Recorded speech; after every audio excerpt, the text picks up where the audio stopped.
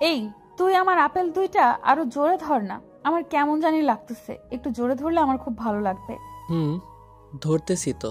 তোর আপেল দুইটা এত পরিমাণ বড় যে আমার হাত দিয়ে ভালো মতো ধরাই যাচ্ছে না। আমি আর কি করব বল? দেখ না, একটু চেষ্টা করে, তুই যদি ভালো করে না ধরিস, একটু জোরে শক্ত করে টিপ দিস, না হলে তো আমার মজাই আসবে না। একটু দেখ প্লিজ। ওকে, চেষ্টা করতেছি। এখন আমার হাত বাদ দিয়ে আমি মুখ দিয়ে ওর আপেল দুইটা খেতে লাগলাম। এখন ঠিক আছে। এই যে খুব একটা ভালো কাজ করলি, এই জন্য তোকে আমার খুব পছন্দ। যেহেতু মুখটা দিয়ে ফেলেছিস, একটু জোরে জোরেই কামড় দে, না হলে তো মজাই আসছে না। হুম, দিচ্ছি। আর আজকে আমি তোর সব স্বপ্ন পূরণ করে দেব। এই বলে আমি তার আপেল দুইটাই জোরে জোরে কামড় দিতে লাগলাম। এই, তোকে এত জোরে জোরে কামড়াতে বলছি নাকি? তুই যে হিসেবে কামড়েছিস, মনে হয় মাংস খাচ্ছিস। আমি তোকে এত কামড়াতে বলছি? তুই তো বললি জোরে জোরে কামড়াতে, এখন জোরে কামড়ালাম। আবার আমার দোষ হলো কি? আজব মেয়ে রে ভাই। এখন কি করব তুই বল? আমি যা করি তাই তো দোষ। এখন তুই সিদ্ধান্ত দে আমি কি করব আর কিভাবে করব। তুই এমন ভাবে কামড়াবি যেন আমি মজা পাই, আর তুই যেভাবে কামড়াইছিস মনে হয় মাংস খাচ্ছিস। কোনো হলো? আচ্ছা ঠিক আছে, তোর যেভাবে হয়েছে সেভাবে বল, আমি সেভাবেই কাজ করব। আর আমি এতদিন শুনতাম যে মেয়েরা খুব আজব প্রকৃতির, আজ তার প্রমাণ পেলাম। নিলয়, অনামিকা ও আমরা তিনজনেই একই ক্লাসে পড়াশোনা করি। আর আগে নিলয় আর আমার খুব ভালো বন্ধুত্ব ছিল, কিন্তু অনামিকা আসার পর নিলয় আমার থেকে সবসময় একটু দূরত্ব হয়ে থাকে, কারণ তারা দুজন প্রেম করত। আমি সেখানে তৃতীয় ব্যক্তি হিসাবে থাকবো, এটা কেমন হয় না? সেজন্য তারা একটু দূরে দূরে থাকে, আর আমিও তাদের একটু প্রাধান্য দেওয়ার জন্য আমি ওদের থেকে একটু দূরে থাকি। কিন্তু তাদের মধ্যে যদি কোনো সমস্যা হয় তাহলে সমাধান করতে হয় আমাকেই। আমি কলেজে দেখেছি তাদের মধ্যে খুব অল্প কথা নিয়ে ঝামেলা হয়, তাদের মধ্যে নানা রকমের কথাবার্তা নিয়ে তর্ক বিতর্ক হতে লাগে এবং তাদের মধ্যে ঝগড়া বেঁধে যায় খুব অল্প পরিমাণ কথাবার্তা নিয়ে। তাদের মধ্যে ঝগড়া লেগে থাকতো, আর তাদের সমাধান করার জন্য আমি থাকতাম, কারণ তাদের তো আর কলেজে কেউ নেই। তারপর হঠাৎ একদিন নীলে খুব অসুস্থ হয়ে পড়ে। কি রে রাকিব, নিলয় কলেজে আসে নাই কেন? ওর কি হয়েছে? না, আমার সাথে ঝগড়া লাগছে জন্য আসে নাই। কাল কলেজে আসুক, আগে বুঝিয়ে দেব কত ধানে কত চাল। আরে না, তোর সাথে তো প্রতিদিনের ঝগড়া হয়, কোনোদিন কি দেখেছিস ও কলেজে আসে নাই? আজও একটু অসুস্থ, তাই আজ কলেজ আসে নাই, বুঝছিস? কি হয়েছে ওর? তুই কি জানিস ওর কি হয়েছে? না জানলে চল দেখে আসি কি খবর। আর ওকে যদি আমি একটু না দেখি তাহলে আমার কেমন জানি লাগে। হ্যাঁ, এখন তো তোর মায়া উতলে পড়বে, এখন অসুস্থ হয়ে পড়েছে না। ভালো থাকলে তো সবসময় ঝগড়া করিস ওর সাথে, এখন কি দরকার দেখতে যাওয়া? কিরে নিলয়, তুই অসুস্থ হয়েছিস আমাকে একটু জানাইলেই তো হইতো। জানিস তো তোকে দেখা ছাড়া আমি থাকতে পারি না, তবুও কেন এমন করিস বল? আরে না, হঠাৎ করে অসুস্থ হয়ে পড়েছিলাম। কলেজে যেতে না পেরে খুব মন খারাপ হয়েছিল, কারণ তোকে না দেখলে আমারও কেমন জানি লাগে। হয়েছে। আর বাম দেওয়া লাগবে না, আমি এসেছি জন্য এই কথাগুলো বলছিস। না হলে তো আমাকে একটু ফোনও করতি না, আর কলেজেও যাইতি না। না, সত্যি বলতেছি, তোকে না দেখলে আমার মন ঠিক থাকে না। আর তুই বিশ্বাস করলে কর, না করলে নাই, আমি তোকে নিজের থেকেও অনেক বেশি ভালোবাসি।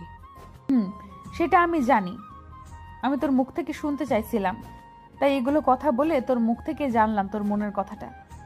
আরে আপনাদের তো বলাই হলো না যে তাদের প্রেমটা হলো কিভাবে। নিলয় ছিল ব্যাক বেঞ্চার, মানে সবার পিছনে বসে ক্লাস করতো, আর অনামিকা ছিল আমাদের ক্লাসের ফার্স্ট গার্ল।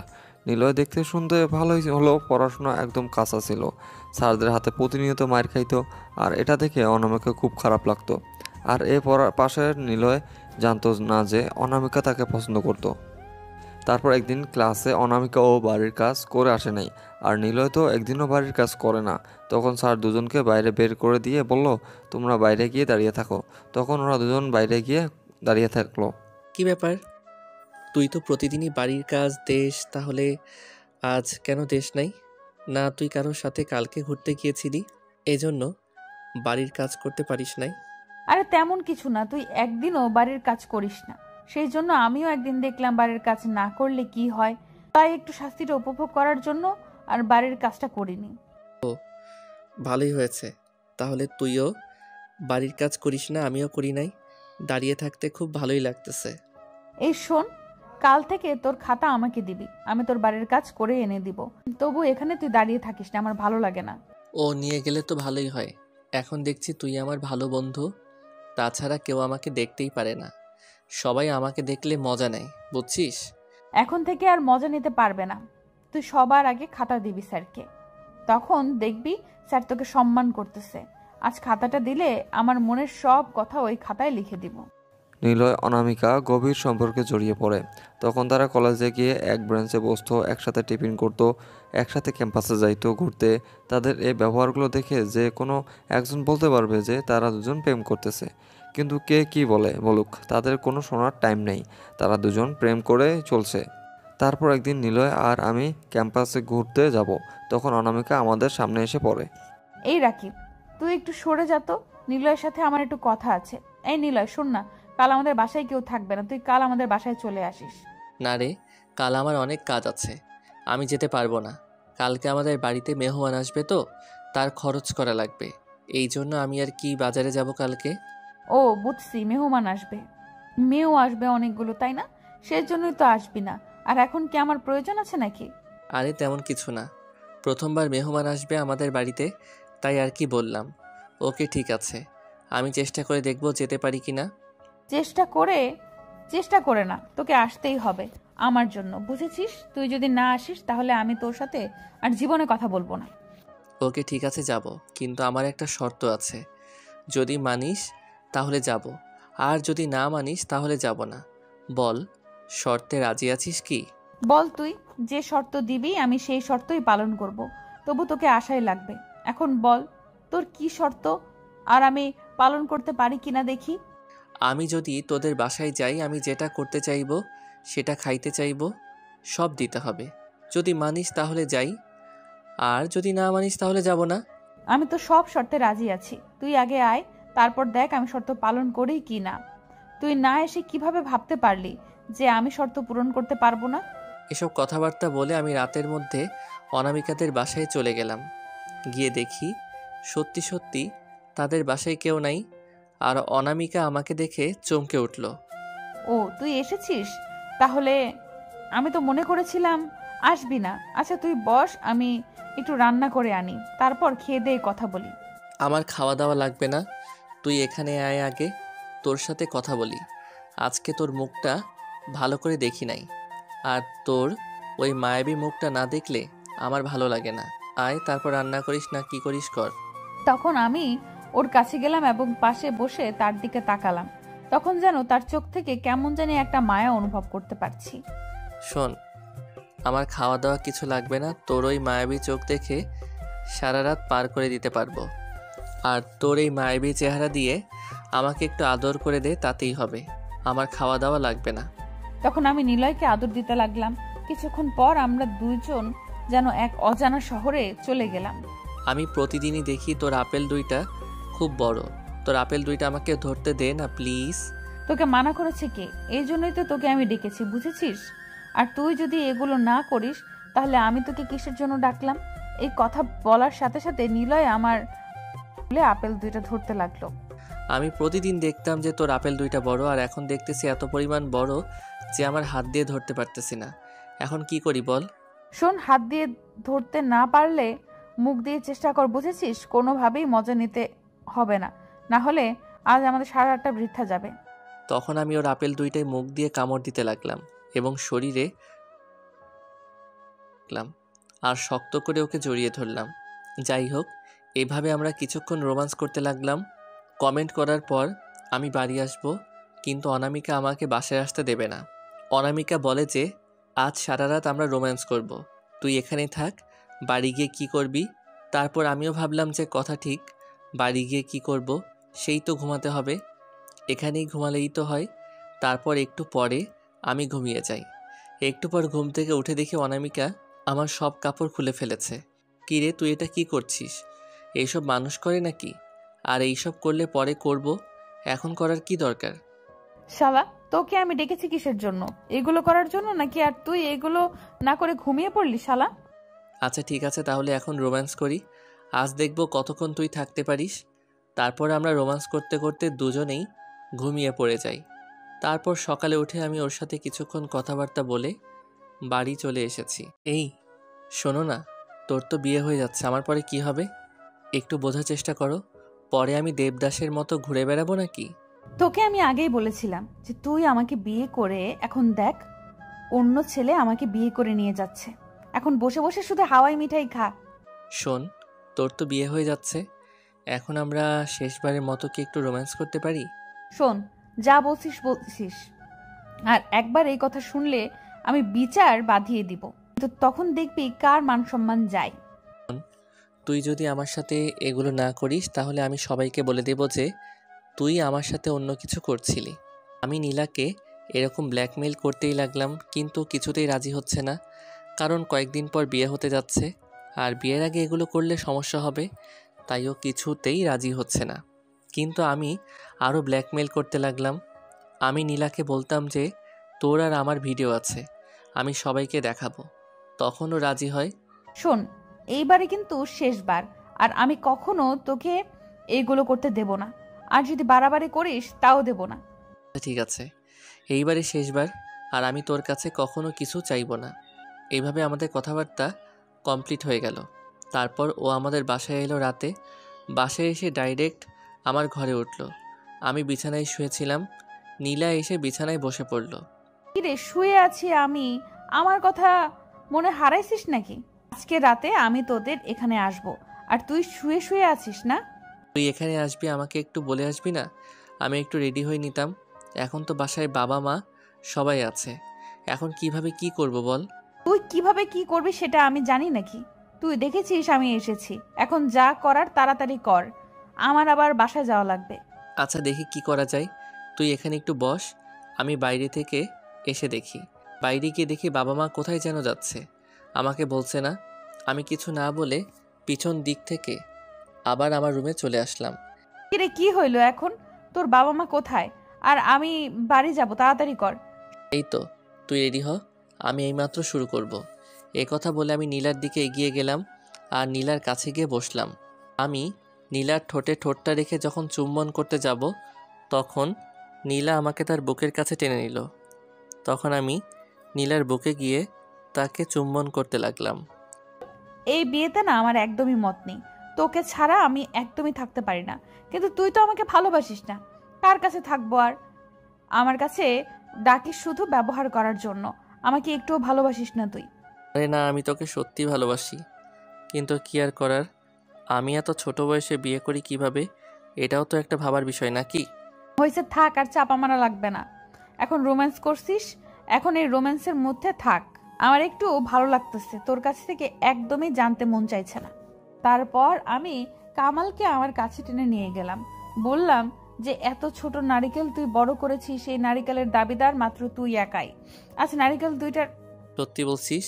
তোর নারিকেল বড় হওয়ার পেছনে আমি দায়ী, কারণ তুই ছোটবেলা থেকে আমার সাথে রোম্যান্স করতি, আর এই জন্যই তো নারিকেল দুইটা আরও বড় হয়ে গেছে। আর তুই ভাবিস না আমি নারিকেলের সব রস চুষে খেয়ে নেব, তোর মধ্যে একটু রাখবো না। একটু আস্তে আস্তে কামড়ান, আমার খুব ব্যথা হচ্ছে। এত জোরে না কামড়িয়ে একটু আস্তে আস্তে কামড়া, তাহলে তুইও মজা পাবি, আমিও মজা পাই, বেশ ভালোই জমবে। তখন কামাল আমাকে এমন ভাবে রোম্যান্স দিতে লাগলো যেন আমি তার মধ্যে ঢুকে গেলাম। এই শুন, তুই যদি আমাকে বিয়ে করতি তাহলে আমি আর অন্য ছেলেকে বিয়ে করতাম না। আমার আর এই দেহ কয়জনকে দেব বল? একমাত্র এই দেহের অধিকার কেবলমাত্র তোরই। প্লিজ তুই আমাকে বিয়ে কর। রোম্যান্স করতেছি, রোম্যান্স করতে দে, এগুলো নিয়ে পরে কথাবার্তা হবে, এখন আমি রোম্যান্স করি। আমি নীলার ব্যাগ খুলে বুকের উপর শুয়ে রোম্যান্স করতে লাগলাম।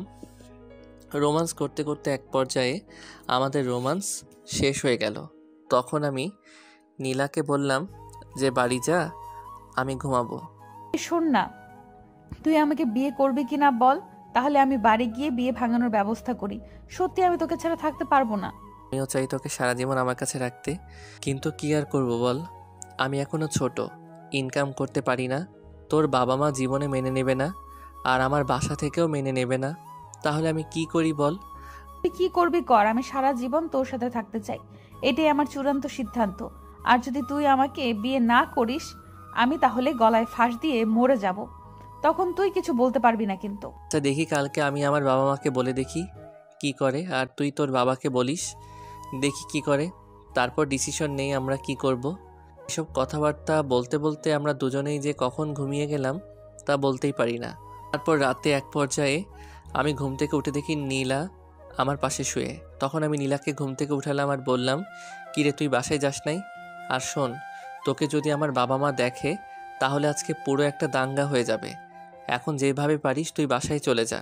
না, আমি আর বাসায় যাব না। তোকে ছাড়া আমি একটুও থাকতে পারবো না। তুই আমাকে যা করার তাই কর, কেটে ফেলে দে, না হয় বাইরে ফেলে দে। আমি তোর এখান থেকে যাব না, এটাই আমার চূড়ান্ত সিদ্ধান্ত। কি জ্বালায় পড়লাম রে বাবা, কেন যে তোকে ডাকলাম আর কেনই যে এগুলো হচ্ছে আমি কিছুই বুঝতে পারতেছি না। আমি বললাম তো কালকে আমি আমার বাবা মাকে বলে দেখি কি করে, তারপর সিদ্ধান্ত নেই আমরা। আচ্ছা ঠিক আছে, কিন্তু আজকে রাতে আমি তোর এখানেই থাকি। কাল সকালে কেউ ঘুম থেকে না উঠতেই আমি তোদের বাসা থেকে বেরিয়ে যাব, কেউ টের পাবে না। এই বলে আমরা দুজন আবার শুয়ে পড়লাম। কিন্তু কিছুক্ষণ পর কামাল আবার আমার উপরে চলে আসলো, কিন্তু আমি কিছু বললাম না, কারণ সে মনে হয় মজা করছে এটা ভেবেই। তারপর দেখি সে সত্যি সত্যি রোম্যান্স করার জন্য আমার উপরে বসে আছে। এখন আমি কি করি নিজেই উপায় খুঁজে পাচ্ছি না। উপায় না পেয়ে আমিও ওর সাথে রোম্যান্স করতে লাগলাম। তোর অসহ্য লাগছে নাকি? অসহ্য লাগলে বল, আমি আর এগুলো করব না। আমি চাই না তুই কষ্ট পাস। আরে না, কি বলছিস, আমার তো ভালোই লাগছে। তুই যদি আমাকে বিয়ে করতিস তাহলে তো প্রতি রাতে এরকম মজা নিতে পারতিস। এখন এটাই আমাদের হাতে, যদি আমাদের বিয়ে না হয় এটাই আমাদের শেষ রাত, বলে দিলাম কিন্তু। আচ্ছা বাদ দে না এগুলো কথা, সবসময় এরকম কথাগুলো বলিস। এই জন্যই তো আমি তোর সাথে রিলেশন রাখতে চাই না। আচ্ছা ঠিক আছে, আর জীবনে বলবো না। এখন রোম্যান্স করছিস, ভালো করে কর, আমি যেন খুব মজা পাই। এই কথা বলার সাথে সাথে কামাল আমাকে বুকে টেনে নিয়ে এমন ভাবে ধাক্কা দিতে লাগলো, আমি অনেক ব্যথা অনুভব করলাম। আচ্ছা ঠিক আছে, আমি আস্তে আস্তে ধাক্কা দিচ্ছি, পরে আবার বলিস না যে এত স্লো দিচ্ছিস কেন। আর শোন, আমি তোকে ছাড়া থাকতে পারবো না। প্লিজ তুই তোর বাবাকে বোঝা যে আমার সাথে বিয়ে দিবে। আমি এখন ইনকাম করতে পারি না তো কি হয়েছে, পরে ইনকাম করব। এখন আমাদের সংসার ভালোই চলবে। বাবাকে প্লিজ বোঝা একটু। আচ্ছা কাল আগে বাসায় যাই, তারপর কথা বলি। তুই তো দেখি একটু রোম্যান্স ভালো করে করতে দিবি না। এখন তোর কি হয়েছে বল তো দেখি, রোম্যান্স করবি না আমি বাসায় চলে যাব। না আমি সেটা বলি নাই যে এখন রোম্যান্স করছি, রোম্যান্সে করি। কালকে তুই যখন বাসায় যাবি তারপর তোর বাবাকে ভালো করে বোঝাবি যে আমরা একে অপরকে অনেক বছর থেকে ভালোবাসি, আর অন্য ছেলের সাথে আমার যদি বিয়ে দেন তাহলে আমি ওখানে সংসার করব না। এভাবে তোর বাবাকে বলবি, দেখি তোর বাবা কি বলে। আর যদি তোর বাবা মেনে না নেয় তাহলে আমরা পালিয়ে বিয়ে করব। তখন তোর বাবা বুঝবে মান সম্মান কোথায় থাকে। আমিও ওটাই ভাবতেছিলাম যে বাবা মেনে না নিলে আমরা দুজন পালিয়ে বিয়ে করব। দেখি কালকে বাবা কি করে। আমার কথা মানে না, বাবার জেদ ধরে থাকে। তারপর আমাদের রোম্যান্স করতে করতে ফজরের আজান দিল। তখন আমি ঘুম থেকে উঠে আমি ডিরেক্ট বাসায় চলে আসলাম। বাসায় এসে আমি ডিরেক্ট বিছানায় শুয়ে পড়লাম। কিছুক্ষণ পর ঘুম থেকে উঠে বাবার সাথে কথা বলতে গেলাম। বাবার সাথে কথা বলতে বলতে আমি কামালের সম্পর্কের কথাটা জানিয়ে দিলাম। বাবাকে বললাম যে আমি কামালকে গত কয়েক বছর থেকে ভালোবাসি, ও আমাকে ভালোবাসে। এখন কামাল আমার বিয়ের কথা শুনে ও আমাকে বিয়ে করতে চায়। এখন আপনি যদি সম্মতি দেন তাহলে আমরা বিয়ে করতে পারি, আর যদি আপনি আমাদের বিয়ে না দেন তাহলে আমরা দুজন পালিয়ে গিয়ে বিয়ে করব। আমরা সিদ্ধান্ত নিয়ে ফেলেছি। এই কথা শুনে বাবার উপর বিদ্যুৎ চমকালো। তারপর বাবা আমাকে ধরে নিয়ে গিয়ে রুমের মধ্যে রেখে দরজায় তালা দিয়ে রাখলো, আর বলল যতদিন তোর না বিয়ে হয় তুই এই রুমেই থাকবি। খুব বড় হয়ে গেছিস না, বিয়ের সিদ্ধান্ত নিজেই নিয়ে ফেলেছিস। তার কয়েকদিন পর বাবা আমায় বিয়ে দিয়ে দেয়। শালা, মেয়ে মানুষ মানেই ধোকা। এতদিন আমি এই ধোকার পেছনেই পড়েছিলাম। কয়েকদিন আমাকে কি কথা বলল, আর এখন নিজেই বিয়ে করে নিয়েছে। ও আমাকে বলল যে তার বাবা মেনে না নিলে পালিয়ে বিয়ে করবে। সে অপেক্ষায় আমি বসে আছি, আর ও পাশে বিয়ে করে নিল। এখন বুঝলাম মেয়ে মানুষ মানেই ধোকা। বিয়ের কিছুদিন পর হঠাৎ নীলার সাথে আমার দেখা হয়ে যায়। কি রে কামাল, কেমন আছিস? আর এখন কোথায় থাকিস? তোকে দেখি না যে। না কোনো চাকরি পাইছিস, সেই চাকরির পেছনে সময় ব্যয় করছিস, আর মানুষের সাথে দেখা করার সময় পাস না। না রে, আমার কোনো চাকরি হয়নি। চাকরি আর আমি এখন বাসা থেকে বেরোই না, কারণ বাসা থেকে বের হলে বেইমান লোকদের সাথে দেখা হয়। তাই আর বাসা থেকে বের হতে মন চায় না। আমার এই কথা শুনে নীলার চোখে পানি চলে আসলো। তারপর আমি ওকে বললাম, এখন কান্না করে কি লাভ? যা হবার তা তো হয়ে গেছে। এখন তুই সুখে শান্তিতে সংসার করে খা, এটাই আমার কামনা। আচ্ছা, ভালো থাকিস। বেইমান লোকদের সামনে আমার বেশিক্ষণ থাকতে মন চায় না। আমি বাসায় যাব। সব ভালোবাসা কখনো পূর্ণতা পায় না। কিছু কিছু ভালোবাসা হয়তো পূর্ণতা পেয়েও পায় না, হাতছাড়া হয়ে যায়। সেরকম একটা ভালোবাসার গল্প ছিল। হ্যাঁ, রোমান্সটা একটু বেশি ছিল, এইটা ওইটা ছিল, সব কিছু মিলিয়ে কিন্তু ভালোবাসার গল্পটা সত্যি অসাধারণ ছিল। অ্যান্ড দিন শেষে দুজন দুজনের হতে পারলো না, এটাই সবথেকে কষ্টের ব্যাপার। ভালোবাসলেই যে একে অন্যকে পাইতে হবে এরকম কোনো কথা নেই।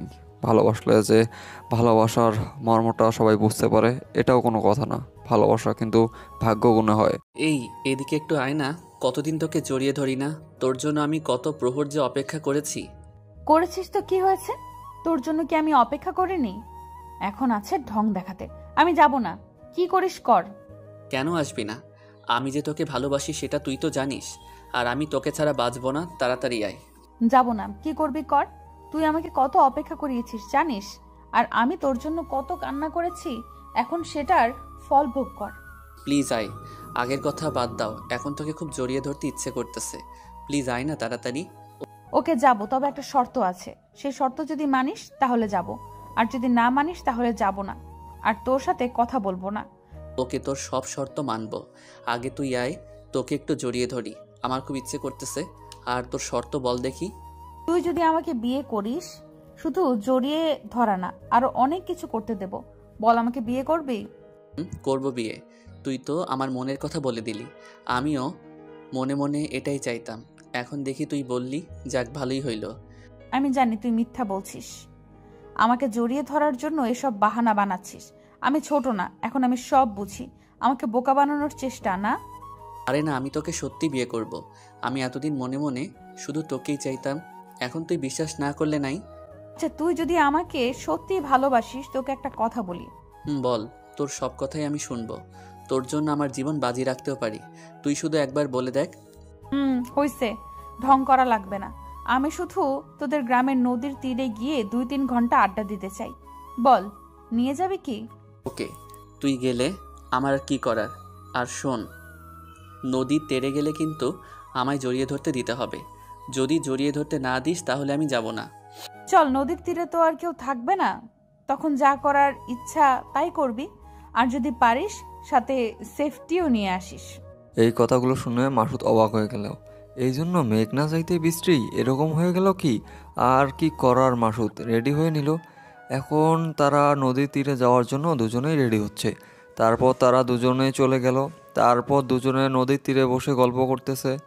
শোন না, আমি তো সাথে সেফটি নিয়ে এসেছি। এখন কি কিছু করব, না শুধু বসে গল্প করব? এখন কি সব মুখে বলতে হবে নাকি? বাসায় লোকজনের জন্যে তোকে এখানে এনেছি, আর তুই বলছিস কিছু করব নাকি? তুই এত বোকা কেন বলতো? কে আমার দিকে এগিয়ে আয়। আগে তোকে একটু ভালো করে দেখে নিই, তারপর আস্তে আস্তে সব কাজ করে নেব। যা করবি তাড়াতাড়ি কর। আমার আর তর সইছে না। কত দিন থেকে যে তোর সংস্পর্শ পাই না। তোর সংস্পর্শ পাওয়ার জন্য আমার মন আকুল হয়ে আছে। করছি তো। আর শোন, আমি তোর সাথে ইয়ে করতে চাই, মানে বাসরাতে স্বামী স্ত্রী যেটা করে আমি তোর সাথে সেটা করতে চাই। করবি?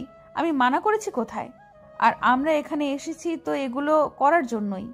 আজ তোর যা মন চায় তাই করবি, আমি কোনো বাধা দিব না। এই না হলে তুই আমার মামাতো বোন। তাই তো সবাই বলে, মামাতো বোন থাকলে পৃথিবীর সব সুখ শান্তি পাওয়া যায়। আজ বিষয়টা উপলব্ধি করতে পারলাম।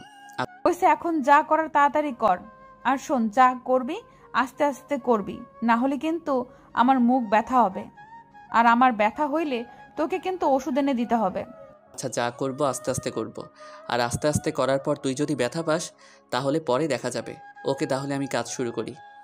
এই বলে আমার মামাতো ভাই আমার সংস্পর্শে এলো। তারপর তার ঠোঁট আমার ঠোঁটের সাথে মিলিয়ে কামড় দিতে লাগলো। সে আমার ঠোঁটে কামড় দিতে দিতে আমার অন্যের স্পর্শ করতে লাগলো। তখন আমার গা শিউরে উঠল। তারপর আমি আমার মামাতো ভাইয়ের দিকে আরো অ্যাট্রাকটিভ হয়ে বললাম, আরো ভালো করে ধর না। আর শোন, যা করার আস্তে আস্তে করবি। তারপর তারা দুজনে কাজ শুরু করতে লাগলো। তারা দুজনে 20 মিনিটের মতো কাজ সম্পন্ন করলো। এখন মাসুদ বলেছে যে অনেক শক্তি হয়ে আসছে আজকে। তারপর তারা নদীর তীরে গিয়ে ফ্রেশ হয়ে আসলো। এখন তারা বিয়ে কথাবার্তা নিয়ে আলোচনা করতেছে। যাক, অনেকদিন পর মনের আশা পূরণ হলো। এতদিন যা মনে মনে চাইতাম আজ বাস্তবে পরিণত হইল। আমার আর কিছু চাওয়ার নেই। আচ্ছা শোন, এখন কি তোকে আমি তুমি করে বলতে পারি? এখন তো আমাদের সম্পর্ক মামাতো ভাই বোনের না, বরং ভালোবাসার সম্পর্ক। ওকে বল, আমিও তো তোকে তুমি করে বলতে চাই। আমি ভেবেছিলাম তুই আবার কি থেকে কী ভাবিস, সেই জন্য বলিনি। আচ্ছা ঠিক আছে, তাহলে তুমি করে বল। তুমি যে আমার সাথে এগুলো করলা, পরে আমাকে ছেড়ে যাবে না তো? তুমি যদি ছেড়ে দাও তাহলে আমি মরে যাব। আরে তুমি পাগল হয়েছো নাকি? আমার জীবন বাজি রেখে হলেও আমি তোমাকে আমার বউ বানাবো। তুমি শুধু আমার উপর ভরসা রাখো। আমার উপর ভরসা আছে জন্যই তো তোমাকে এগুলো করতে দিলাম, না হলে তো আর এগুলো করতে দিতাম না। জানি। এখন এদিকে একটু আসো, তোমাকে জড়িয়ে ধরে রাখি। আর একটা কথা, তোমাকে আজ দেখতে খুব সুন্দর লাগতেছে। সে পাম মারা লাগবে না। আমি জানি তুমি আমাকে জড়িয়ে ধরার জন্য এগুলো বলতেছো, সেটা সরাসরি বললেই তো হয়। আজ বিকেলে আমি বাসায় যাব। তোমাকে মনে হয় আর দেখা হবে না। প্রতিদিন ফোন দিয়েও ফোনে কথা বলবো, আর আমি সময় পাইলে দেখা করতে আসবো। তারপর তারা দুজন তাদের কথোপকথন শেষ করে তাদের বাসার দিকে চলে এলো। তারা বাসায় এসে খাওয়া দাওয়া করে সবার সাথে আড্ডা দিয়ে বিকেলে মাসুদ বাসায় চলে গেল। মাসুদ বাসায় আসার পর তার কিছু আর ভালো লাগতেছে না, সেজন্য দেবদাস হয়ে গেল। তারপর মাসুদ সন্ধ্যা পড়তে বসলো। 3-4 ঘন্টা পড়ার পর হঠাৎ করে দেখে মোবাইল একটা SMS আসলো। তখন সে SMSটা দেখলো। তারপর সে তার মামাতো বোনকে ফোন দিল এবং মাসুদ পড়াশোনা বাদ দিয়ে তার মামাতো বোনের সাথে কথা বলতেছে। শোনো না, তোমাকে খুব দেখতে ইচ্ছে করতেছে। কেন যে চলে গেলা, আমার একটুও ভালো লাগতেছে না। তুমি আবার কবে আসবা? আমারও তোমাকে খুব মনে পড়তেছে। এখন কি আর করব বলো? এখন যদি তোমার বাসায় যাই, মামা মামি কি ভাববে বলো? সেই জন্য আমি বলি যে আমরা বিয়েটা করে ফেলি। বিয়ে করা বলাটা সহজ, কিন্তু করাটা কঠিন। বললেই হয় না, করেও দেখাতে হয়। এখন তুমি যদি আমাকে বিয়ে করো, নিয়ে এসো। আমার চাকরিটা হলে বিয়ের আলাপ নিয়ে যাব তোমাদের বাড়িতে। তখন তো আর কেউ কিছু বলতে পারবে না। তখন তো ভালো হয়। আমাদের বিয়েটা হলে আমরা একসাথে থাকতে পারবো, তখন আর কেউ আমাদের কিচ্ছু বলতে পারবে না। তারপর একদিন আমি নীলার কাছে ফোন দিলে নীলার মা, অর্থাৎ আমার মামি, ফোনটা রিসিভ করে। তখন আমি কথা বলার সাথে সাথে নীলার মা আমাকে চিনে ফেলে। তখন নীলার মা বলে, বাবা এখানে কিসের জন্য ফোন দিয়েছে? তখন আমি কনফিউশনে পড়ে গেলাম, কি বলবো। তারপর নীলার মা, অর্থাৎ আমার মামিকে বললাম, এমনি খোঁজখবর নেওয়ার জন্য ফোন দিয়েছিলাম। তারপর নানা রকম কথা বলে ফোনটা কেটে দিলাম। আর মনে মনে ভাবলাম আজকে যে কি হবে, আজ বুঝি কপালে বিপদই আছে। যাই হোক, তার কিছুক্ষণ পর নীলা ফোন দিল। মাকে কি বলেছো? আমি ভাবছিলাম মা তুমি সত্যি আমাদের সম্পর্কের কথা বলে দিবা, কিন্তু এখন দেখতেছি উল্টোটা। তুমি মনে হয় আমাকে ভালোবাসো না। যদি ভালোবাসতে তাহলে মাকে আমাদের কথা বলতে, আর তুমি সেটা না বলে বলছো এমনিতে ফোন দিছিলাম। তোমার মতিগতি তো আমি কিছুই বুঝতে পারতেছি না। এরপর এসব কথা মা আব্বুকে বলতে লাগলো। তখন আমি পাশের ঘর থেকে লুকিয়ে লুকিয়ে কথাগুলো শুনছিলাম। আব্বু বলতেছে যে কি আর করার, মেয়ে যেহেতু ভালোবাসে সেহেতু আর কি করব বলো। তারপর মা বলল, আমারও মাসুদকে খুব পছন্দ, মাসুদ আমাদের জামাই হলে খুব ভালো হবে। তখন আমি মনে মনে খুব আনন্দ পাচ্ছিলাম আর ভাবছিলাম আমাদের বিয়েটা বুঝি হয়ে গেল। ও তাহলে তো ভালোই হয়। আমাদের বিয়েটা হলে আমরা একসাথে থাকতে পারবো। তখন আমাদের মন যা চাইবে তাই করব। তারপরে কথা বলতে বলতে ঘুমিয়ে পড়লাম। সকালে ঘুম থেকে উঠে দেখি মামা আমাদের বাসায়। মনে মনে ভাবলাম আজ বুঝি বিপদ হয়ে গেল। অতপর দেখি মামা আমার মার সাথে কথা বলতেছে। এবার আমি ভাবলাম এবার বুঝি আরও বিপদ বড় হয়ে গেল। তারপর আমি মার কাছে চলে গেলাম। গিয়ে শুনে দেখি বিয়ের আলাপ আলোচনা চলছে। তারপর আমি একটু রিল্যাক্স হইলাম। যাই হোক, বাঁচা গেল। তারপর আমাদের বিয়ের দিন তারিখ ঠিক হলো। তখন আমি নীলাকে ফোন দিয়ে বললাম, আমাদের বিয়ের সব কার্যক্রম শুরু করো। আমি সত্যিই খুব আনন্দিত। আমাদের বিয়েটা হবে মনে হয়। যাই হোক, আমাদের বিয়েটা তো হবেই, এটাই শান্তি। নীলা ও মাসুদের বিয়ে হয়ে গেল। তাদের বিয়ের পর মাসুদ একটা চাকরি হয়ে গেল। তারপর তারা প্রতিদিন রাতে রোমান্স করতে থাকে। তাদের বিয়ের 1.5 বছর মাথায় তাদের একটা সন্তান নিল। সন্তানের জন্ম নেওয়ার পর তাদের একটা সুখী পরিবার তৈরি হলো। এখন তারা সুখে শান্তিতে সংসার করে খাচ্ছে। সত্যি কি সব ভালোবাসাগুলো গল্পের মতোই হয়? যেমন মাসুদ নীলাকে এত সহজেই পেয়ে গেল। সব ভালোবাসাগুলো কি এভাবেই পূর্ণতা পায়? না, সব ভালোবাসাগুলোর পূর্ণতা এরকম হয় না। কিছু ভালোবাসার পূর্ণতা এভাবে হয়, কেউ পাগল হয়ে যায় আর কেউ অন্যের সংসার সামলাতে ব্যস্ত হয়ে যায়। অধিকাংশ ছেলেকে পাগল অবস্থায় রাস্তায় ঘুরে বেড়াতে দেখানো যায়। তাদের কাছে যদি আপনি ভালোবাসার কাহিনী শুনতে একটু বসে তাকে সময় দিয়েছেন, তাহলে তার যত ভালোবাসার কথাগুলো আছে আপনার সাথে সব শেয়ার করবে। আপনি শ্রবণ করবেন কথাগুলো, আর ভাববেন যে ভালোবাসা কিছু মানুষের কাছে কতটা অসহায়। সবার কাছে অসহায় হয় না, কারো কাছে ভালোবাসাটা অনেক রঙিন, অনেক সুন্দর হয়ে ওঠে, কিন্তু কারো কাছে ভালোবাসাটা বিষাক্ত কাঠার মতো হয়ে ওঠে। সবাই ভালোবাসাটাকে সহ্য করতে পারে না। কেউ অতিরিক্ত ভালোবাসাকে অতিরিক্তভাবে নিতে পারে না, কেউ কম ভালোবাসাকে কমভাবে নিতে পারে না। মানে সবাইকে একটু লেভেল মাফিক ভালোবাসা চাই। আর সবাই তো সবার মনের মতো হতে পারে না, সেই সব ভালোবাসাগুলো এক হতে পারে না। হয়তো কিছুদিনের টাইম পাস বা কিছুদিনের শারীরিক সম্পর্ক, দিন শেষে দুজন দুই মেরুর বান্ধা হয়ে বেঁচে থাকে পৃথিবীতে। বলা যায় না কে কাকে সহ্য করে পৃথিবীতে বেঁচে থাকতে পারবে। বাট পারফেক্ট মানুষকে খুঁজে পাওয়া অনেক টাফ। যদিও আমরা পারফেক্ট মানুষ খুঁজি, বাট সবার কপালে কি পারফেক্ট মানুষ থাকে? না, কিন্তু পারফেক্ট করে নেওয়ার চেষ্টা করতে হয়। এই তুমি আমার সাথে কথা বলো না কেন?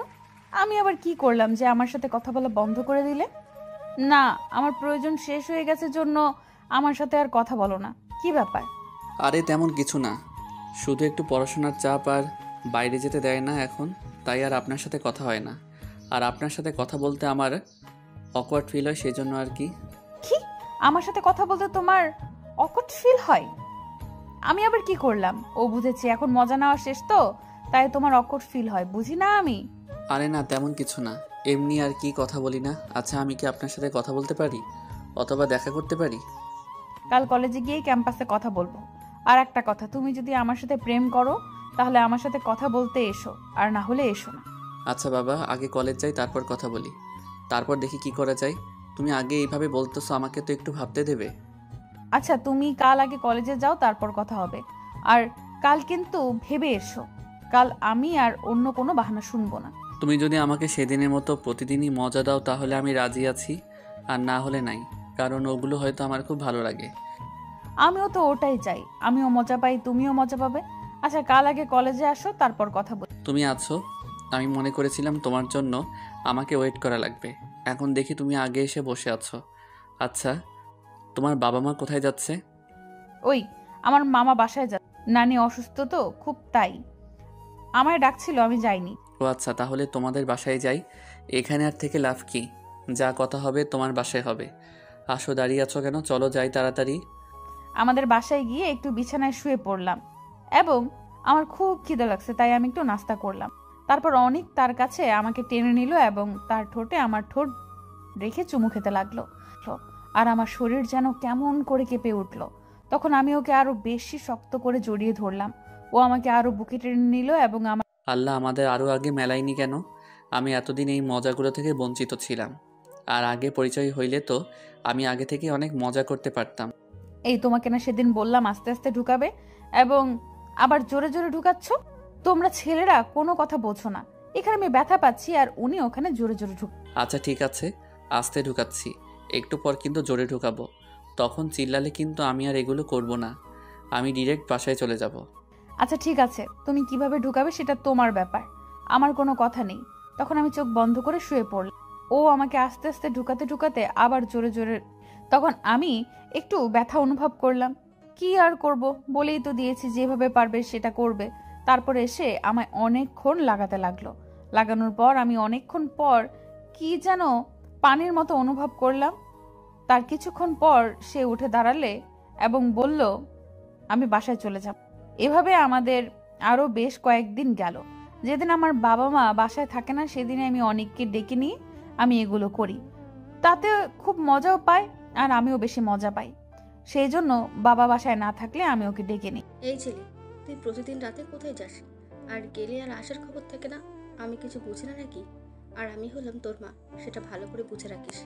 আরে না না, আমি আমার এই বন্ধুদের বাসায় যাই, আড্ডা দিতে দেরি হয়ে গেছে সেই জন্য আর কি। দেরি হয় প্রতিদিন রাতে, আর যদি কোনো দিন যাই আর দেরি করব না। এইগুলো মিথ্যা বাহানা দিয়ে আমাকে কোনো লাভ নেই, বুঝেছিস? তুই কোথায় যাস আর কি করতে যাস এগুলো আমি সব জানি। আর যদি তুই বেশি বাড়াবাড়ি করিস তাহলে তোর বাবাকে বলে দেবো। আরে না না, ওই যে আমাদের পাশের বাসার ওই সিনিয়র আপুটা আছে না, ও আমাকে প্রত্যেক দিন একটু পড়াশোনা করায়। সেই জন্য আর কি যাই ওদের বাসায়। আর তুমি মনে করেছো আমি মনে হয় কি করতে যাই ওখানে? তুই কিন্তু আবার মিথ্যা বলছিস। আর এখন তোর বাবা আসলে তোর বাবাকে বলে দেবো, তখন দেখি কি করিস, তখন দেখা যাবে। আমার কথা তো শুনতে চাস না, পরে ঠেলা বুঝবি। আরে না মা, সত্যি কথা বলতে আমরা দুজন দুজনের সাথে প্রেম করি, এই জন্য প্রতিদিন রাতে আমি ওর সাথে দেখা করতে চাই, এতটুকু আর কিছুই নেই মা। ও আচ্ছা, তাই বল। মেয়েটা কিন্তু দেখতে খুব সুন্দর, আমাদের বাসার বউ হলে খুব মানাবে।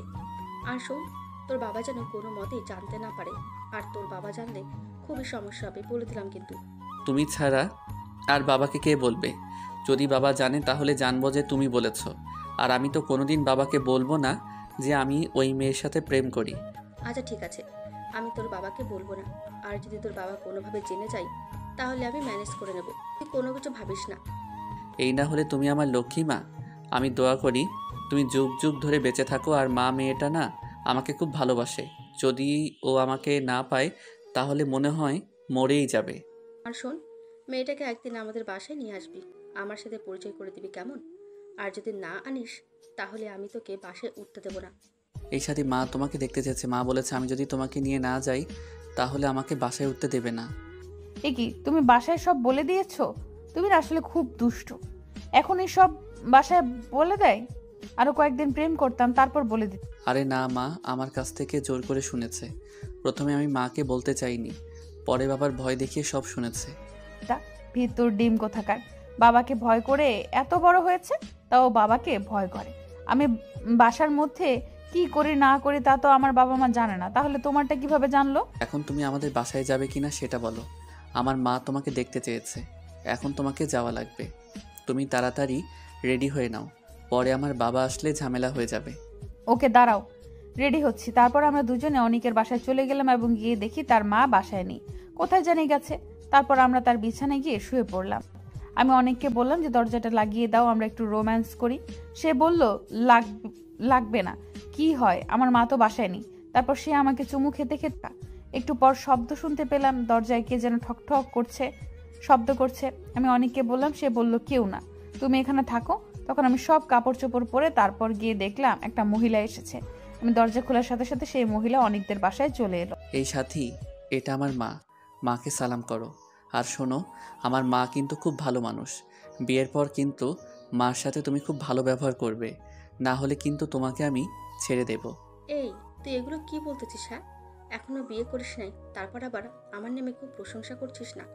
আমি তো খারাপও হতে পারি, মেয়েটা কিন্তু মাশাআল্লাহ আমার বাড়ির বউ বলে আমি তোকে রাজরানী করে রাখবো। মেয়েটা আমাদের বাসায় খাওয়া দাওয়া করে চলে যায়। তার কিছুক্ষণ পর অনিকের বাবা আসলে আমি অনিকের বাবাকে সব বলে দিই। মেয়েটা দেখতে খুব সুন্দর, আমাদের পাশের বাসায় থাকে, তুমি যদি বলো তাহলে আলাপ নিয়ে যেতে পারি। তখন অনিকের বাবা বলল, আমি আর কি বলবো, তোমার যদি পছন্দ হয় তাহলে তুমি যাও, গিয়ে আলাপ করো। অনিক এই কথা শুনে লজ্জা পেয়ে তার রুমে চলে গেল। যাক বাবা, যেহেতু মেনে নিয়েছে তাহলে মনে হয় বিয়েটা হবে। তখন আমি সাথীকে ফোন করে বললাম যে আমাদের বিয়ের আলাপ নিয়ে তোমাদের বাসায় আমার বাবা মা যাবে। এগুলো তুমি কি বলতেছো? সত্যি তোমার বাবা মা আসবে আমাদের বাসায় বিয়ের আলাপ নিয়ে? আমি তো বিশ্বাসই করতে পারছি না, আমি স্বপ্ন দেখতেছি মনে হয়। এই তুমি সত্যি করে বলো প্লিজ। আরে হ্যাঁ, আমি সত্যি বলছি। আমি কি তোমাকে মিথ্যা কথা বলি? আর এগুলো কি মিথ্যা কথা বলার কথা? আমার বাবাকে বলার সাথে সাথে আমার বাবা রাজি হয়। এখন শুধু তোমার বাবা মার স্বীকৃতি দরকার। আগে আসো আমাদের বাসায় বিয়ের আলাপ নিয়ে, তারপর দেখো আমার বাবা মা কি বলে। যতটুকু সম্ভব আমার বাবা মাও রাজি হবে। তারপর অনিকের বাবা মা আমাদের বাসায় আসে বিয়ের আলাপ নিয়ে। তখন আমাদের দুজনের কথা শুনে আমার বাবা মা রাজি হয়ে গেল।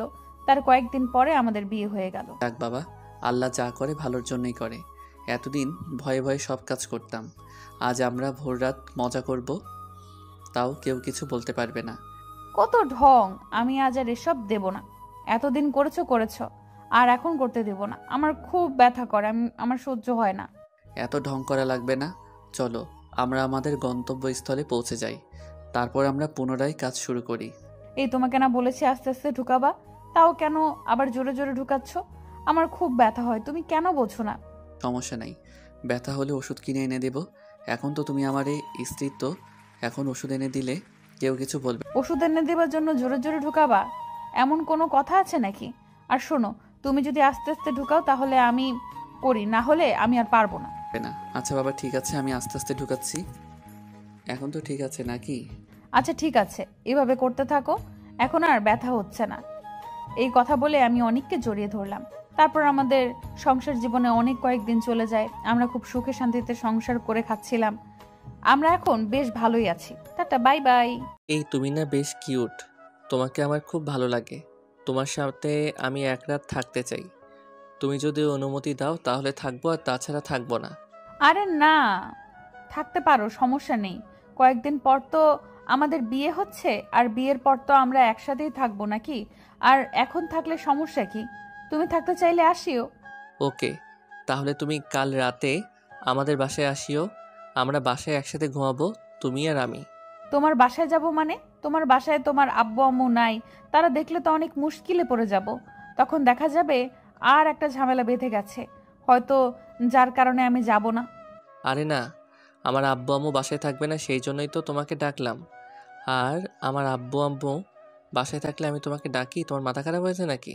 ওকে, তাহলে ঠিক আছে, আমি কাল রাতে তোমাদের বাসায় যাব। আর কেউ থাকলে কিন্তু সমস্যা হবে, পরে দেখে নিও কিন্তু। এই কথা বলে আমি রাতে ঘুমিয়ে গেলাম। তার পরের দিন সকালে ঘুম থেকে উঠে কলেজ থেকে এসে তারপর আমি আমার আম্মুকে বললাম যে আমি আমার এক বান্ধবীর জন্মদিনের পার্টিতে যাব, আজকে বাসায় আসবো না, তুমি টেনশন করিও না। এই, তুমি এসেছো?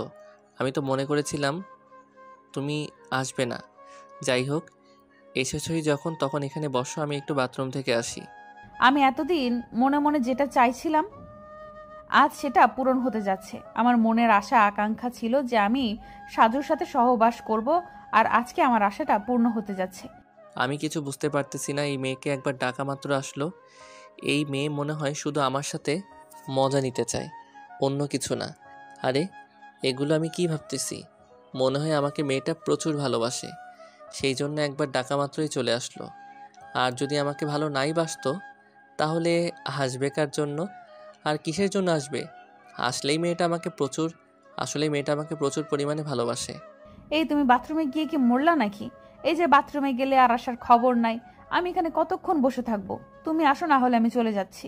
আরে এই তো হয়েছে, আমি বাথরুম থেকে বেরিয়ে ডিরেক্ট মিতার পাশে গিয়ে বসলাম এবং তার হাতে হাত রেখে আমি অন্যরকম ফিলিংস অনুভব করতে লাগলাম। এই, তুমি এগুলো কি করতেছো? শুধু হাত ধরলে হবে নাকি? অন্য কিছু তো করতে হবে। তুমি শুধু হাত ধরে বসে আছো। তখন সাজু আমার ঠোঁটে তার ঠোঁট রেখে আমার ঠোঁটে কামড় দিতে লাগলো। তখন আমার শরীরের অন্য একটা অনুভূতি হতে লাগলো। তখন আমি সাজুকে আরো বুকের কাছে টেনে নিয়ে জড়িয়ে ধরলাম। সাজু আমাকে খুব শক্ত করে জড়িয়ে ধরলো। এই, আমি কি শুধু তোমার ঠোঁটকেই কামড়াবো নাকি তোমার আপেল দুইটা তো এখনো পর্যন্ত দেখলাম না। তোমার আপেল দুইটা কেমন? সেটা তুমি বলবা না। আমি মনে করেছিলাম তুমি এখানেই শেষ করবে। তুমি আগে বলবা তো। আরে, তোমাকে আবার বলা লাগবে নাকি? কিছুই তুমি জানো না নাকি রোমান্স করার সময় কি কি ইউজ করা লাগে? আমি তো ভেবেছিলাম তুমি এগুলো সব জানো। আরে হ্যাঁ, আমি জানি, কিন্তু একটা মেয়ে হয়ে আমি একটা ছেলেকে কিভাবে বলবো এগুলো করা লাগে? তুমি মনে হয় তাতে কিছুই জানো না, ধোয়া তুলসী পাতা তুমি। তারপর কিছুক্ষণ পর আমাদের রোম্যান্স শেষ হয়ে গেল, আর আমরা দুজনে ঘুমিয়ে পড়লাম। তার পরের দিন সকালে উঠে আমি বাসায় চলে আসলাম। এই বন্ধু, কালকে আমি তো অনেক বড় কাজ করে ফেলেছি। মনে হয় কালকে আমি আমার জীবনের সব পূর্ণতা পেয়েছি। কালকে তুই কি এমন কাজ করছিস আর তোর আজীবনের পূর্ণতা পেয়েছিস, একটু বলবি কি আমাকে? আমি ভালো করে শুনি। তুই আমার গার্লফ্রেন্ডকেও চিনিস তো নাকি? সে কালকে আমাদের বাসায় এসেছিল। আর মানুষ স্বামী স্ত্রী যে বৈধ সম্পর্কে লিপ্ত থাকে, আর কালকে আমরা সেই সম্পর্কে লিপ্ত হয়ে গেছিলাম। ও আমাকে প্রচুর পরিমাণে ভালোবাসে রে। ওর যদি কিছু হয় আমি নিজেই বাঁচব না। আরে বর্তমান এগুলো সব মেয়েরাই করে, প্রেম করলেই সহবাস করে, এটা বর্তমান ফ্যাশন হয়ে গেছে। তুই দেখবি এই মেয়ে একদিন তোকে ছেড়ে দিয়েছে। চুপ কর, আমি দেখেছি তোর মুখে কোনো সময় ভালো কথা আসে না। তুই কি ভালো করে কথা বলতে পারিস না, নাকি ইচ্ছে করে বলিস না ভালো কথা? কেন বলতে পারি না? ভালো কথা আমি সবসময় ভালো কথাই বলি। আর তুই এটা লিখে রাখ, ওই মেয়ে একদিন তোকে ছেড়ে দিবে। আচ্ছা, ওগুলো কথা বাদ দে, চল আমরা এখন চা খেয়ে আসি।